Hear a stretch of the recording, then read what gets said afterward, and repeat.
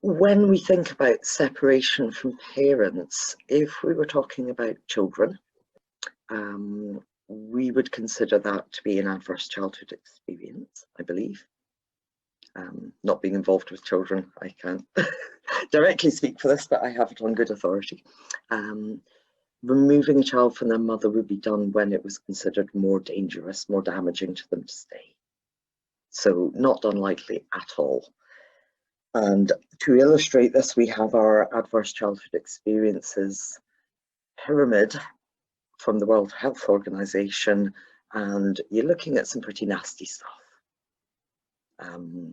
Lots of types of impairment across the board, risky behaviours, disease, disability and social problems, culminating cheerily with early death. So ACEs, depending on the extremity, not a good thing for people.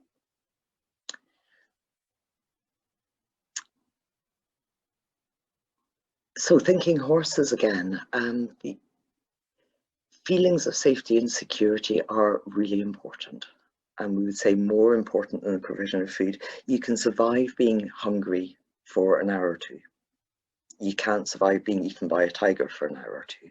You know, being safe and secure comes first. Not getting eaten in the moment is more important than getting adequate nutrition. So if we're not getting that stuff, if the serve and return isn't happening well, soothing doesn't occur enough, then stress hormones are being left too high for too long, and that may, very likely will, compromise physical health and mental health. So I have coined a possibly new term, somebody else may have used this, but say maybe equine early separation of mare and foal could be considered an equine ACE. Maybe it should be an adverse foal experience or something, but shouldn't be done lightly. Got a lovely little bit of video here from a lady called Nicola Walker, and this is actually one of the bigger foal that we saw in the earlier video, Anchor Possum.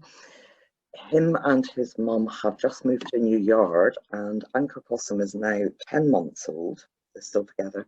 At about six, 7 months, I think she said, mum started just discouraging from suckling. So she just gave him a little bump with the hip. You don't need to do that. They settled absolutely fine with that. He was basically weaned by mum, just saying no. 10 months old. So after several months of not going to mum, they moved to a new yard, and really interesting.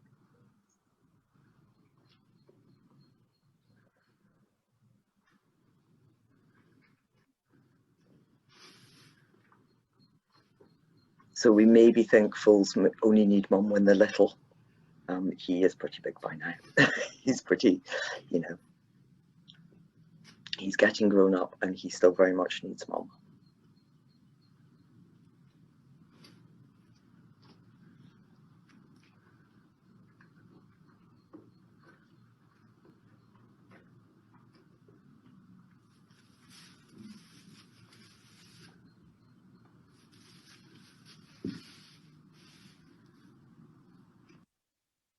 And I think there's some lovely things in that video, the way, I don't know how much it's comforting her as well, but she's certainly very amenable. She's absolutely fine with this going on. It is really helping him in a new environment. Things are a bit scary again. You know, it's a big comfort to him. So I will be very interested. I will stay in touch with Nicola to see how this particular youngster develops, being allowed to stay with his mum as well as having other equine companions.